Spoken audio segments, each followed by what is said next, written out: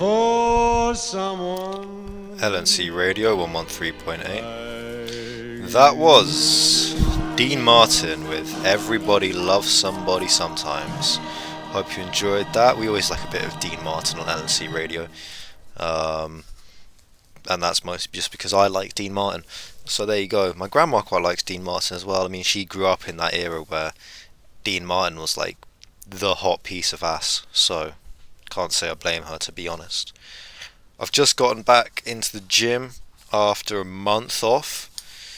I watched this Mike Israetel video, or Renaissance Periodization. That's his YouTube channel name. And he was saying how two things, psychological and physical. So physical, your joints take a lot longer to heal than your muscles do, but it's basically the same in that when they have healed, they heal back bigger and stronger. They are able to bear more weight, and also just heal any damage that has accrued, any that sort of clicking or just joint pain, that sort of thing. Just heal all that shit up. Don't put too much stress or as little stress as possible on them while you're resting, and then come back and be motivated. And then there was a big psychological reasons as well, which was just, if you've done all this stuff for a year or more, maybe your gym sessions probably less productive than you want them to be.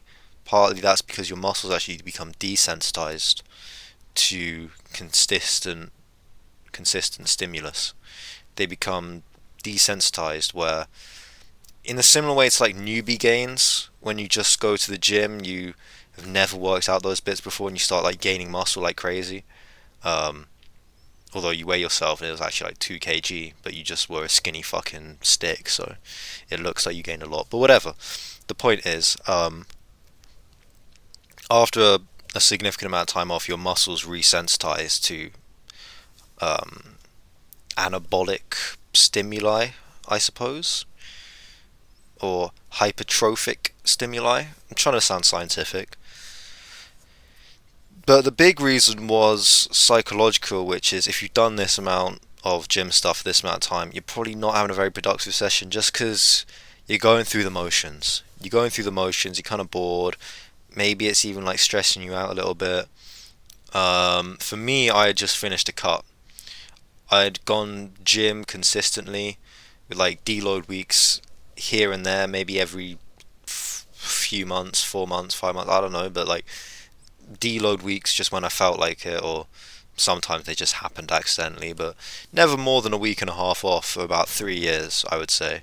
And I made good progress, and this last year has specifically been a big bulk cut cycle. So what I like to do is autumn, winter, when it's getting colder and when it's just cold, I'm bulking, hibernation, bear season.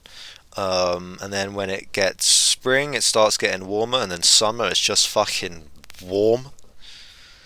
You don't want to be carrying around all that excess weight. I mean, I shaved my beard off this summer. I had a really thin haircut. I shaved my pubes and like fully, like not just trimmed it, not like not like kept the garden clean or whatever. I mean like fucking eradicated that garden, you know. And I even trimmed my fucking armpit hair a little bit. Got a nice haircut. Trimmed a bit around like the upper bit of the pubes so that I could wear my pants and my trousers lower, because for whatever reason, like proportionally, if I wear my trousers like right next to like the root of my dick, obviously so that the dick isn't visible, like even the root, but like just above that. But you can't do that if there's pubic hair. That makes it creepy, in my opinion. If you do it and there's pubic hair there, it's like, oh, you're showing your pubes. If you don't have any pubes, then it's not pubescent. No, that's the wrong word. That actually does mean something else.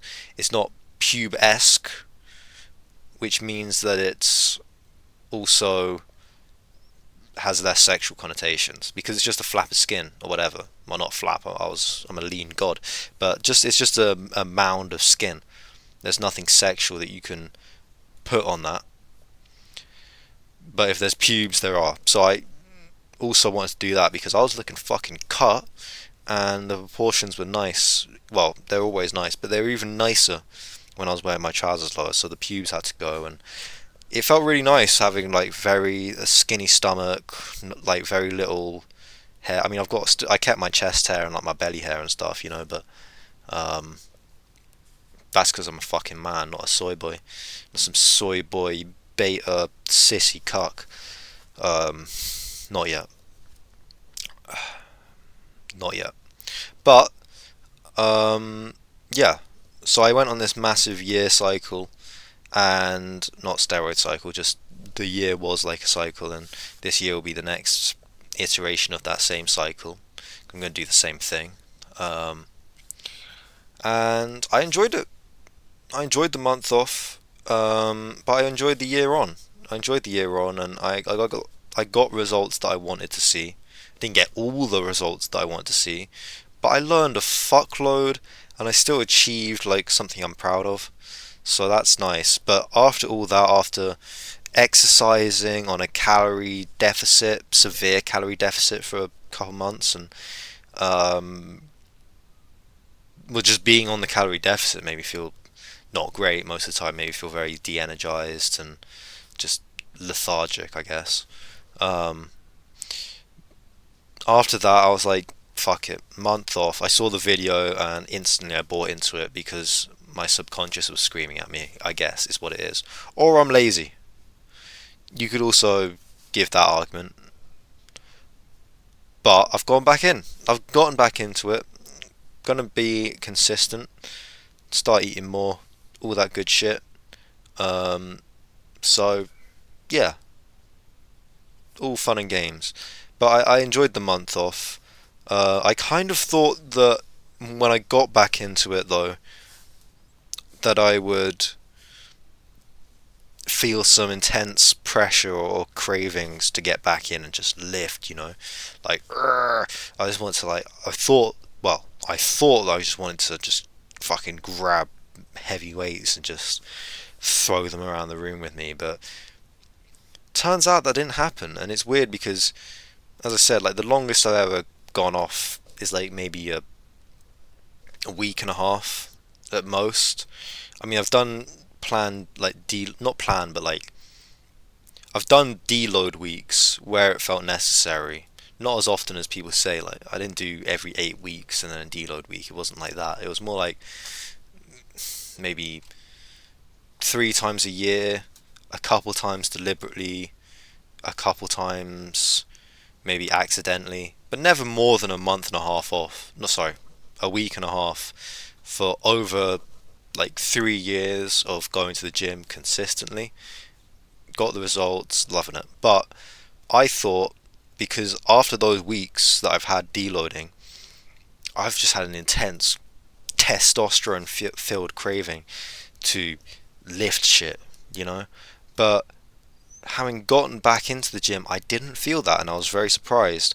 Having a month off, I thought that the pressure would build, but it was more like as soon as the month break started, it was like the dam fucking broke, all the water pressure flowed out, fucking flooded the valley, and then came to a point of equilibrium and calm. Okay, houses were destroyed, that Chinese village drowned or whatever, but um, the water became level again, the pressure wasn't there, equilibrium, entropy, thermodynamics, life. Okay, but actually, yeah, that was it. It was like everything came to an equilibrium, and I had to deliberately, like, I'm trying to think of more water-based analogies for stirring up pressure or something, but I'm not very good at that. But it was like, someone just, I had to crank the lever back, turn the fucking screw, just to build up some pressure again. Um, Rebuild the dam, actually enforce the pressure. So I did that, and that was fun. And I think the real secret that everyone needs to know about working out, and I don't know if anyone will believe me, but the real secret that you need to know about working out is what? I'm Peppa Pig. John, what the fuck was that? John, okay, I'm sorry, ladies and gentlemen, we're gonna have to cut this segment short. We'll play a song. We'll be back to you momentarily. John, mate, you're gonna have to play the fucking song, and you're fired. All right, you fucked up like 20 fucking minutes ago, John. All right, play the song, and you're fucking fired. All right. What do we have? We got Scatman. You, John, just pause it. John, you played Scatman, John. All right, fine. You got one more chance, John. You got one more fucking chance, and if you screw it up, you're back on the street, fucking injecting heroin. All right, mate. Okay, good. All right. We got Scatman John for you here today. Scatman, Ski Babob, Dabob, Badob, Bob, Bob, Bob, or whatever it's called. Enjoy. LNC Radio 113.8 FM.